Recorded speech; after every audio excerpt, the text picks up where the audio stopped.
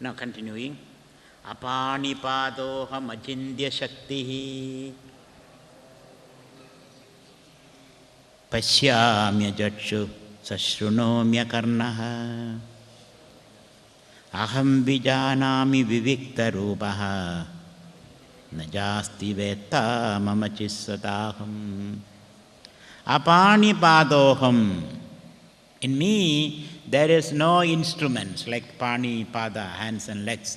Atman has no hands and legs. But hands and legs cannot function without the Atma. But Atma itself has no hands and legs. So Atman uses it as an instrument. So therefore, so the defect of the pada and the pani doesn't affect you. Suppose you lost one hand, amputated. That does not mean you are a disabled person. No. That particular limb is not there, but you are beyond that. So an enlightened person doesn't define himself according to what he has. He will define himself according to what he is. What he has or what he doesn't have doesn't matter. So you lose one eye, doesn't matter. Now you know I have no eye, that's it. Earlier you know I have an eye, now you know that I don't have an eye. But you are beyond both. Having and not having doesn't affect you. So apanipadoham, in the self, there is neither hand nor leg. Meaning you are free from beyond the organs of, motor organs of action. Achintya shaktihi, and it is your true nature cannot be grasped by thinking. Because thinking is a great tool that modern people use. Rational thinking, analytical, rational, binary thinking. By thinking you can understand the objective world, not the subjective world. To understand the subjective world, you have to meditate. You have to observe, you have to watch. Not analysis. So, apanipadoham achintya shakti pashyami achakshuhu. I use this facility of the eyes to see things. It's not the eye which is seeing, I am seeing through the eyes. But in me there are no eyes. Because eyes come and go. So therefore, pashyami achakshuhu. I see, eyes do not see, I see through the eyes. I see. Don't you say that? I see. I see through the eyes, but eyes themselves don't see. I see through the window. If I shut the window, I don't see. I see through the window, but it's not the window which sees. So pashyami achakshuhu.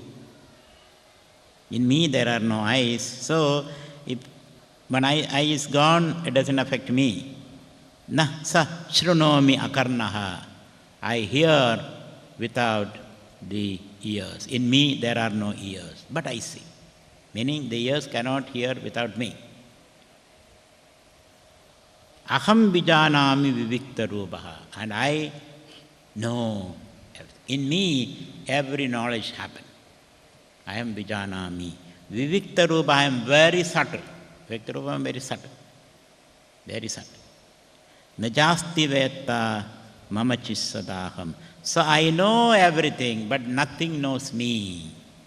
I am not an object of knowledge. I am the eternal subject. I can never be objectified. I am the knower. There is no further knower to know me. So that's my nature. Najasti vetta mama chida sada aham. Mama vetta najasti. Nobody can know me. I am eternally subjective. I can objectify everything. I myself cannot be objectified.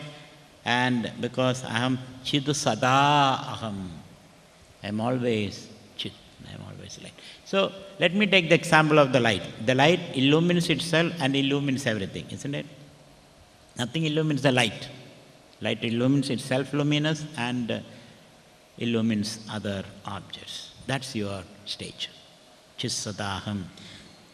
So I run through this because I have already explained all this. Now we have to use these words again and again and again to stay there, to stay in that state. Vedairanegairahameva vidyah Vedantagrit Veda Videva Chaham Na punya pape mama nasti nashaha Na janma dehendriya buddhirasti. Anegehi Vedehi, all the four Vedas and their extension like Mahabharata, Bhagavad, etc. Ramayana, all this. Yoga Sutras, all this. All this ultimately talk about one truth. What is that truth? The Atman. Atman is the ultimate subject matter of all this spiritual literature. Vedehi anegehi ahameva vedya. And where is the Atman? I am that Atman. So ultimately, all the scriptures are talking about you, like the politician says. It is you who is important. All the scriptures are talking about you, the I. I. Vedahamedam Purisham Mahandam Aditya Varnam Tamasaparastad. What are they referring to? The same I. Bhurbhuva Suvahata Savdur Varenyam Bhargo Devasya Dhimahi. That Bharga, what is that? The I. Om, what does it mean? The I.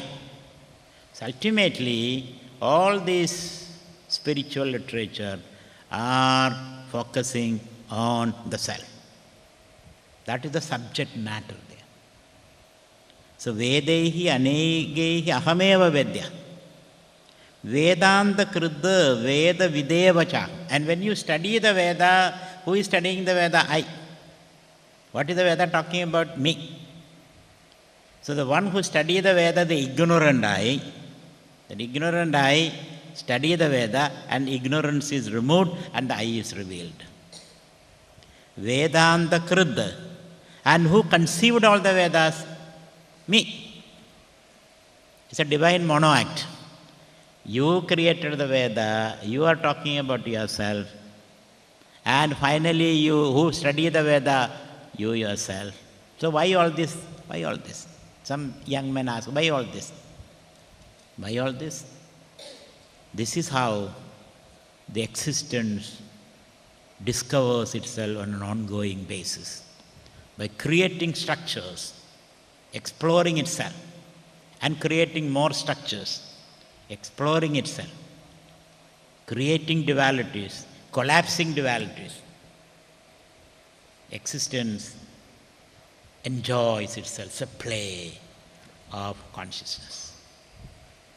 So that's why when you are full and complete, you can play with all this.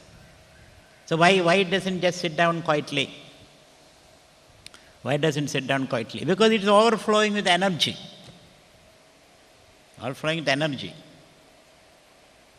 It has a quiet state, potential state, then comes to kinetic state, then go to potential state. So this swing between quietude and activity is the play of consciousness. When you're overflowing with the music in your heart, will you sit down quietly? You don't. You have to say. You have to sing.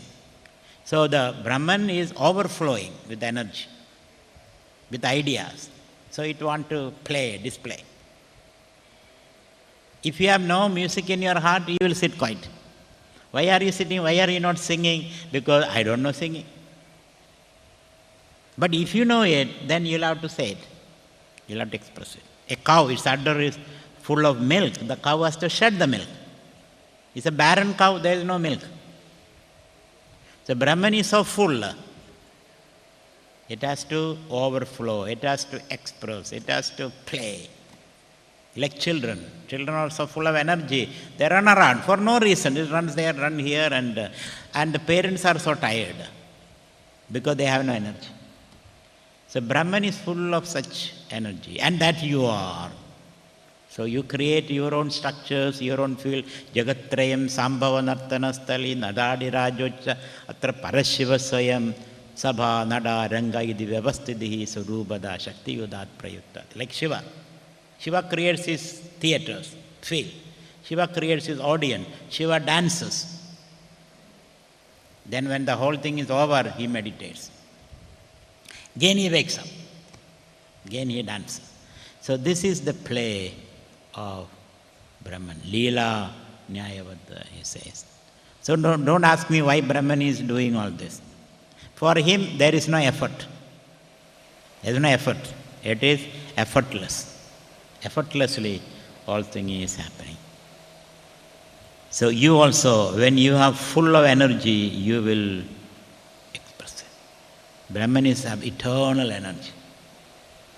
Eternal energy. You can keep. And that Brahman you are. So, Vedair Anegai Ahameva Vedyaha, Vedanta. We have a false notion that once you realize Brahman, you will sit quite like a piece of stone. Oh, he has attained Samadhi. When he attained Samadhi, you should sit in Padmasana doing nothing, not even breathing. That's not true. Brahman is like a flowery tree. It flowers and foliage and flowers and fruits and then swaying in the wind and shining in the sunlight and birds coming and making noises. That's what Brahman is. Brahman is not a dry stump of a tree. Brahman is like a peacock, colorful plumes, and it is dancing and spreading its wings, and when it sees the clouds and sunrise, there is a lot of celebration.